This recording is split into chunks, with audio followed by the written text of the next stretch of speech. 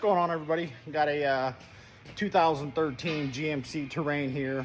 Customer brought it in for some suspension noises, so we diagnosed it as struts and a lower control arm assembly. Got it done, took it for a test drive. Upon test driving, it started misfiring. The coil ended up going bad on it. Let me flip it around here. So this coil failed on the test drive. My question to you guys is who pays for that? Does the shop pay for this, or does the customer pay for this? In my opinion, we didn't build the car, we didn't buy the car, we didn't break the car. This is something that just happened and that the customer should have to pay for. Let me know your guys' thoughts in the comments here. I'm curious to see what everybody's thoughts are.